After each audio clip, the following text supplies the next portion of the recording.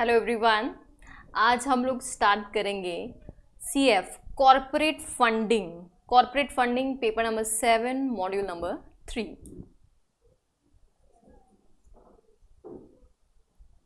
Module 3 paper 7।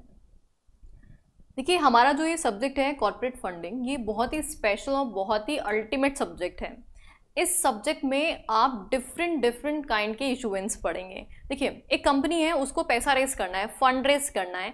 तो fund raise करने के लिए उसको कहाँ से कौन से सोर्सेज अवेलेबल हैं।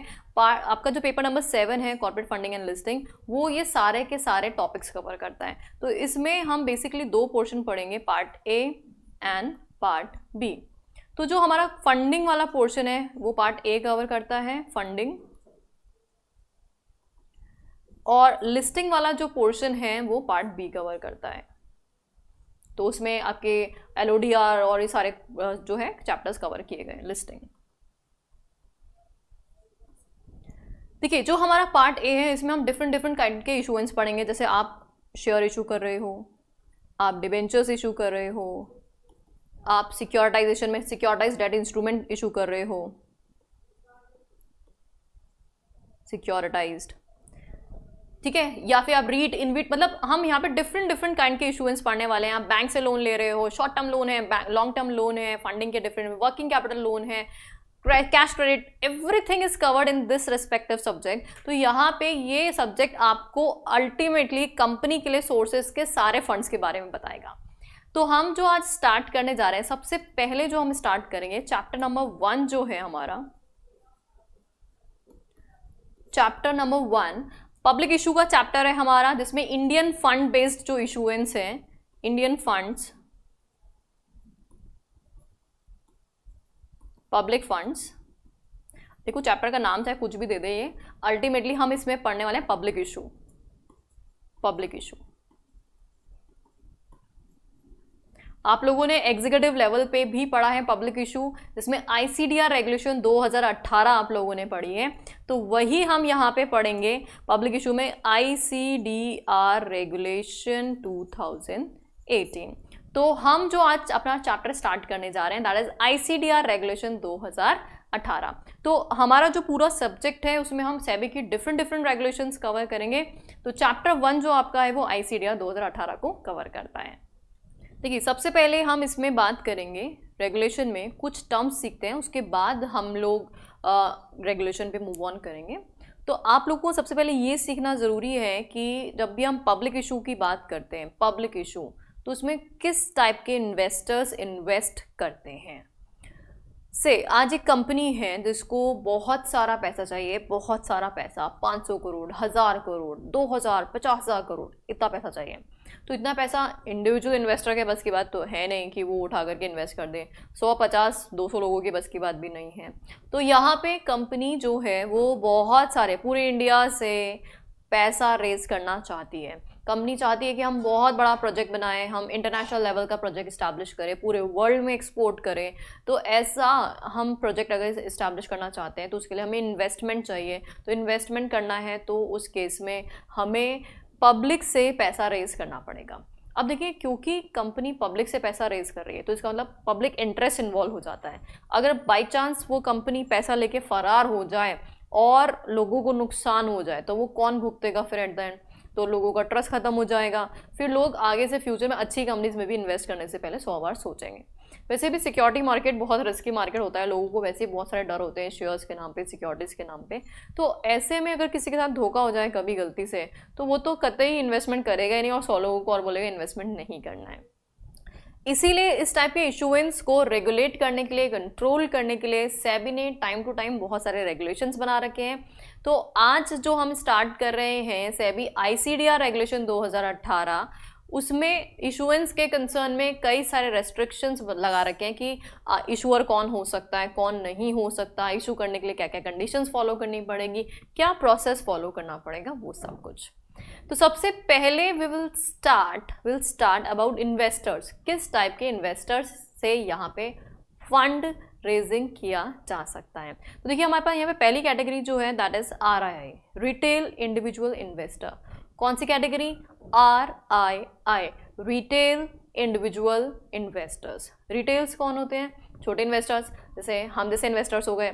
ऐसे इन्वेस्टर्स जो मैक्सिमम 2 लाख रुपए तक का इन्वेस्टमेंट करते हैं, ऐसे इन्वेस्टर्स जो मैक्सिमम 2 लाख रुपए तक का इन्वेस्टमेंट करते हैं, वो इन्वेस्टर्स कौन होते हैं? रिटेल इन्वेस्टर्स होते हैं। ठीक है, तो कौन से इन्वेस्टर्स हुए? जो maximum invest up to ₹2 lakh. तो आज मान लीजिए मैं एज एन इन्वेस्टर इन्वेस्ट करूंगी किसी कंपनी के IPO में या FPO में, इनिशियल पब्लिक ऑफर या पब्लिक ऑफर में, तो वहां पे अगर मैं एप्लीकेशन लगा रही हूँ अप टू 2 लाख रुपए तक की, तो मैं कौन सी कैटेगरी में फॉल करूंगी? रिटेल कैटेगरी में फॉल करूंगी। सेकेंड कैटेगरी जो हमारे यहाँ पे है, that is called non institutional investors. They are big investor, of course they are big investors, बड़े इन्वेस्टर हैं, लेकिन ये इन्वेस्टर इंस्टीट्यूशनल तो मतलब बड़े तो हैं लेकिन इंस्टीट्यूशनल नहीं है। NII, non institutional investors means SEBI के पास रजिस्टर्ड नहीं है। अगर आज मान लो मैं हूँ और मैं 2 लाख से ज़्यादा इन्वेस्ट करूंगी, मैं 5 लाख इन्वेस्ट करना चाहती हूँ, 10 लाख रुपए इन्वेस्ट करना चाहती हूँ, तो मैं कौन सी कैटेगरी में इन्वेस्ट करूंगी? मैं NII कैटेगरी में इन्वेस्ट करूंगी। मैं सेबी के पास रजिस्टर्ड तो नहीं हूँ, मैं बहुत जाइंट इन्वेस्टर भी नहीं हूँ, लेकिन मैं 2 लाख से ज़्यादा इन्वेस्ट करना चाहती हूँ, तो मैं कौन सी कैटेगरी में इन्वेस्ट करने वाली हूँ?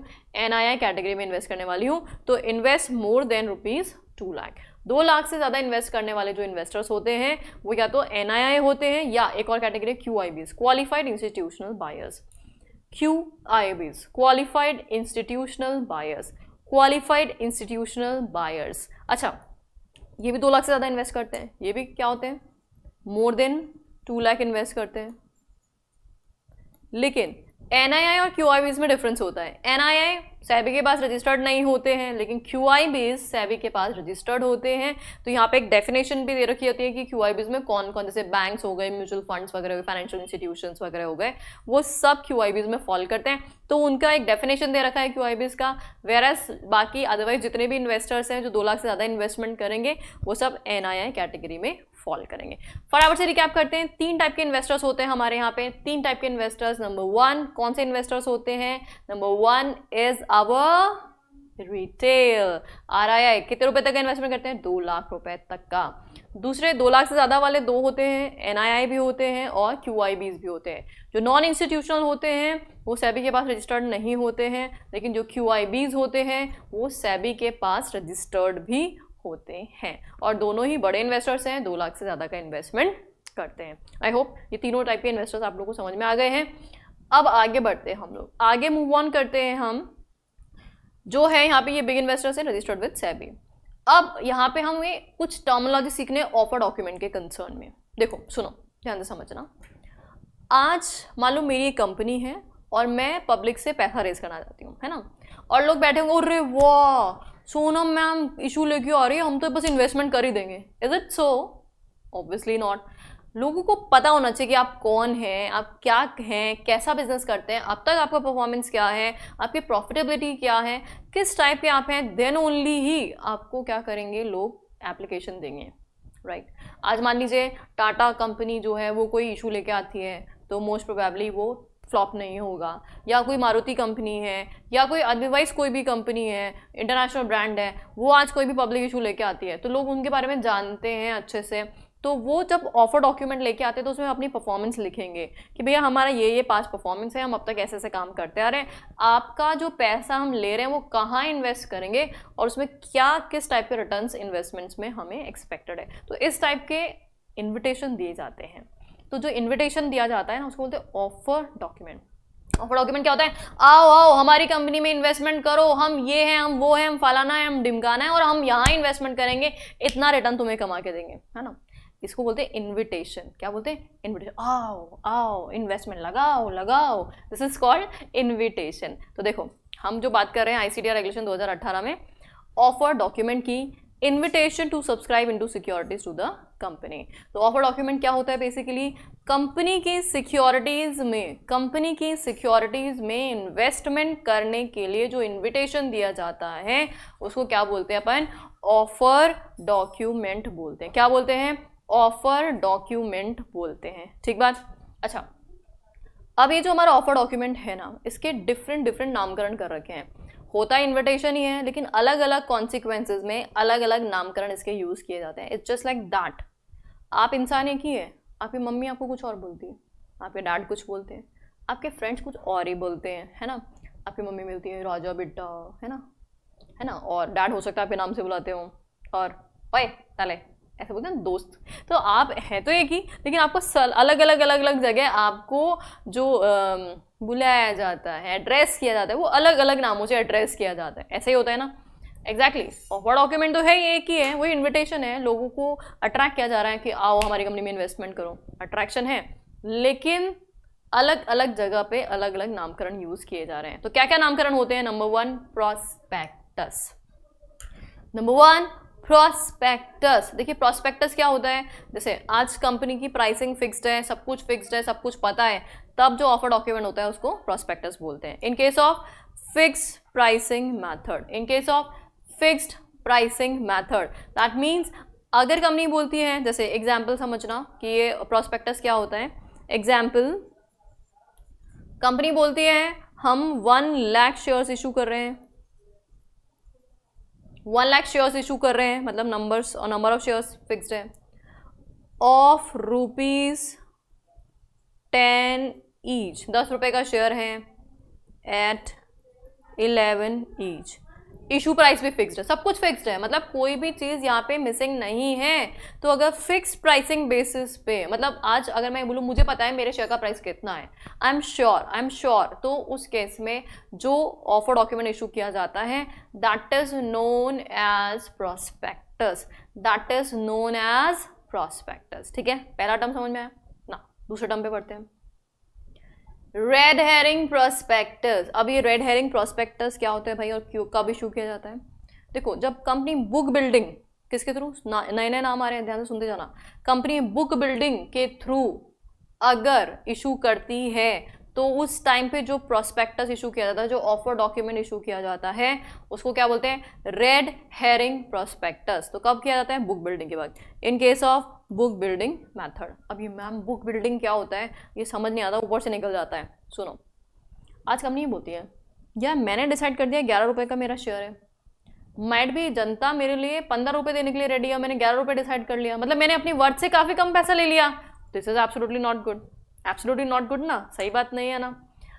एग्जैक्टली ऐसे ही मान लो मैंने 11 रुपये डिसाइड कर लिया, लेकिन कंपनी में जो लोग हैं, जो इंटरेस्टेड लोग हैं, वो 10 रुपये से ज़्यादा पे करने के लिए रेडी नहीं है, तो भी गड़बड़ हो जाएगा, सब्सक्रिप्शन नहीं आएगा, लोग इन्वेस्ट ही नहीं करेंगे।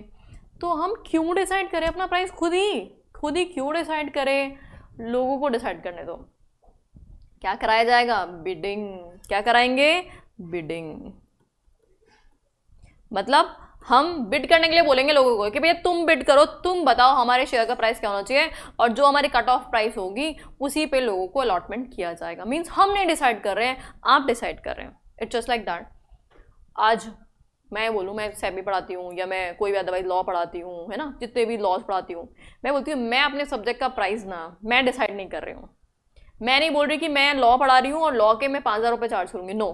मैंने बोला आप लोग डिसाइड करो कि मेरे सब्जेक्ट के लिए कितने रुपए बनते हैं, उतने दे दो, है ना। ऐसे भी नहीं हम 0 रुपये बोल दो, मैम हम घटिया बढ़ा दो एकदम, हम 0 रुपये देंगे आपको, ऐसा भी नहीं कर देना, है ना। इसके लिए प्राइस रेंज भी दूंगी मैं कि ये प्राइस है मिनिमम और ये मैक्सिमम है, प्राइस बैंड दिया जाता है। क्या दिया जाता है?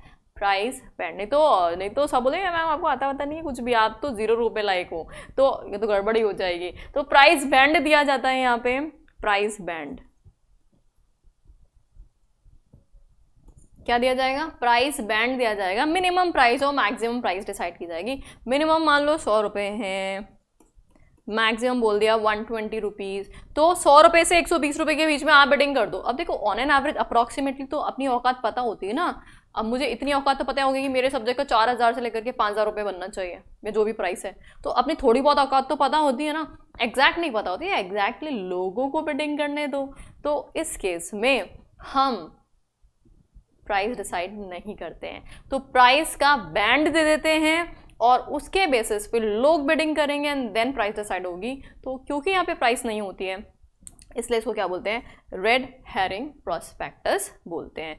तो यहाँ पे क्या हो रहा है? बिडिंग ऑफ प्राइस किया जा रहा है। प्रोस्पेक्टस और रेड हेरिंग में डिफरेंस समझ में आ गया?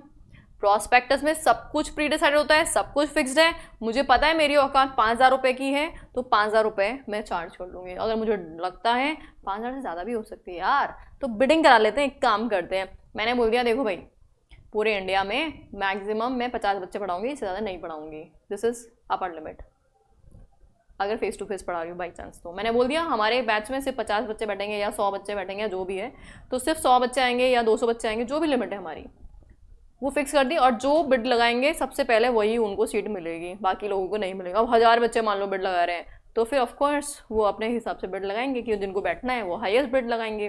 तो यहाँ पे सेम टू सेम है, शेयर्स हैं लिमिटेड, इन्वेस्टर हैं बहुत सारे।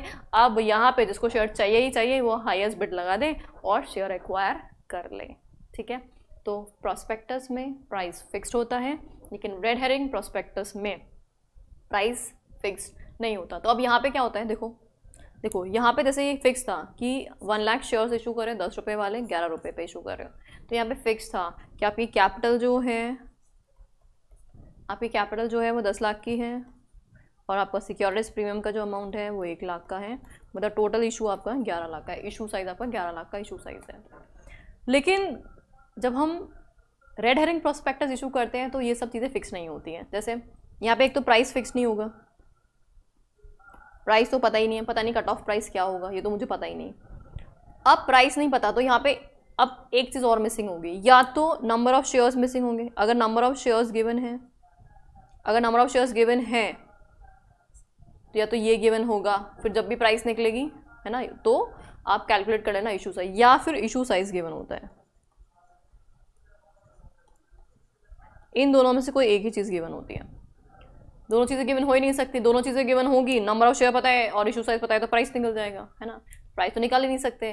तो हम यहाँ पे कोई भी एक ही चीज़ गिवन होती है ऑफर डॉक्यूमेंट में, कोई भी दो चीज़ें, या तो ये प्राइस तो हमेशा मिसिंग होगा ही होगा, या तो ये मिसिंग होगा या फिर ये मिसिंग होगा। कंपनी बोल सकती है हम 100 करोड़ का इशू ला रहे हैं, प्राइस आप डिसाइड कर लो, नंबर ऑफ शेयर निकाल लेंगे डिवाइड दे करके। या कंपनी बोलती है नंबर ऑफ शेयर फिक्स है हमारे, 10 लाख शेयर इशू कर रहे हैं, प्राइस जो भी होगा मल्टीप्लाई करके इशू साइज निकल जाएगा। तो यहाँ पे कोई भी दो चीज़ें मिसिंग होती हैं और एक चीज़ गिवन होती है। This is called red herring prospectus. This is called red herring prospectus. Got it? आगे बढ़े, चलो। थर्ड जो हमारा है that is shelf prospectus. That is what? Shelf prospectus. अब ये कौन सा प्रॉस्पेक्टस आ गया? ये क्या होता है शेल्फ प्रॉस्पेक्टस? देखो सुनो, ये जितने भी हम प्रॉस्पेक्टस इशू करते हैं ना, इनमें एक प्रोसेस होती है। प्रोसेस क्या होती है? आप पहले ड्राफ्ट ऑफर डॉक्यूमेंट बनाओगे। क्या बनाओगे? Draft offer document. क्या बनाओगे? ड्राफ्ट बनाओगे। ओडी लिख रही हूँ ऑफर डॉक्यूमेंट के लिए। ड्राफ्ट ऑफर डॉक्यूमेंट बनाओगे। ऑफर डॉक्यूमेंट को हम शॉर्ट में ओडी बोलेंगे, है ना, ओडी। ये ओडी है, ओ नहीं लिखा, ओडी है ना। ऑफर डॉक्यूमेंट इज ओडी, और जो हमारा ड्राफ्ट ऑफर डॉक्यूमेंट डीओडी बोलेंगे उसको शॉर्ट में, ताकि आप लोगों को याद रहेगा। मैं अभी बता देती हूँ आपको, हम बोलेंगे इसको डीओडी, ड्राफ्ट ऑफर डॉक्यूमेंट। देखो प्रोसेस क्या होती है, एक बार ध्यान से सुनना। सबसे पहले कंपनी ड्राफ्ट बनाती है। जब तक चीज़ फाइनल नहीं हो जाती उससे पहले उसको क्या बोलते हैं? ड्राफ्ट बोलते हैं।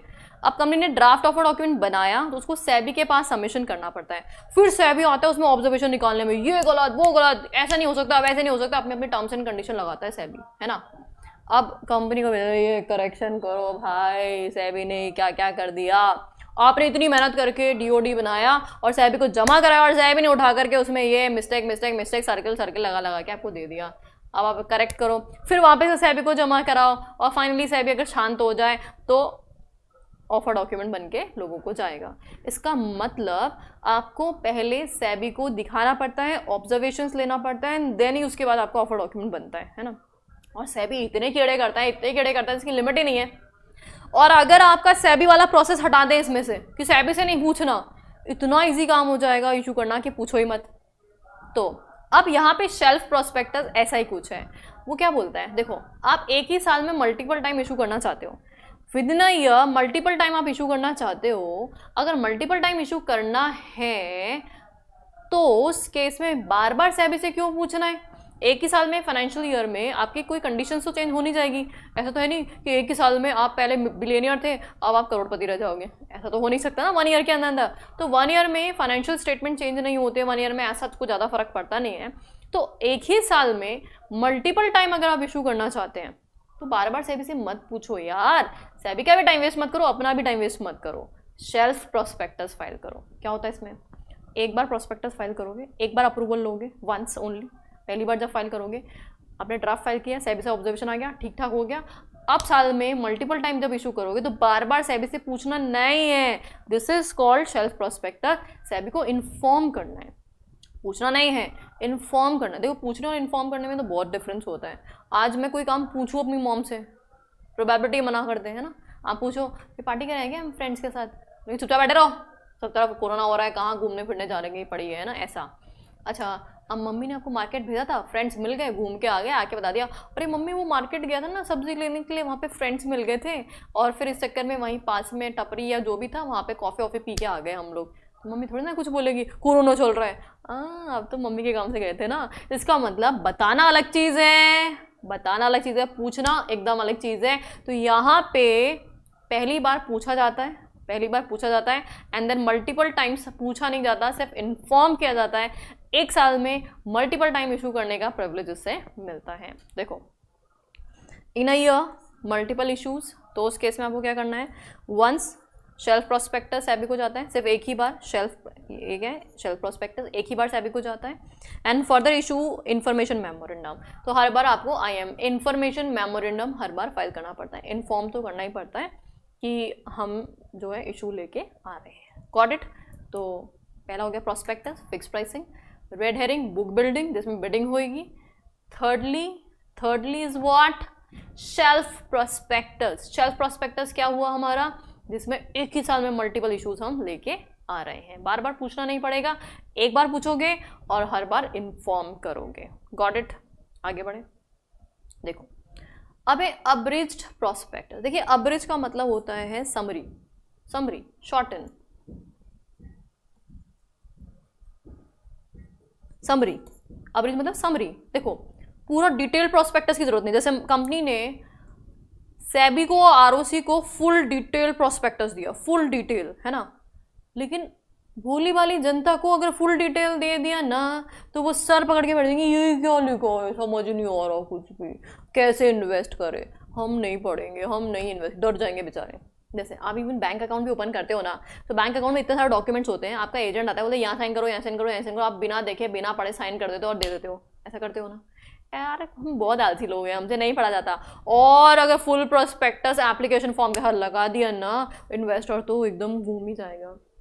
तो सेबी ने बोला देखो यार तुम्हें ना अब्रिज प्रोस्पेक्टस लगाना है एप्लीकेशन के साथ। जब जनता इन्वेस्टमेंट के लिए एप्लीकेशन लगाएगी, शेयर्स के लिए एप्लीकेशन लगाएगी अलॉटमेंट के लिए, तो उसके साथ अब्रिज ही लगा देना, फुल प्रोस्पेक्टस लगाने की जरूरत नहीं है। तो this is called summary prospectus. तो सेलिएंट फीचर्स ऑफ प्रोस्पेक्टस ही इसमें डाले जाते हैं, इसमें फुल डिटेल्स नहीं डाली जाती, सिर्फ और सिर्फ क्या डाले जाते हैं, सेलिएंट फीचर्स ही डाले जाते हैं।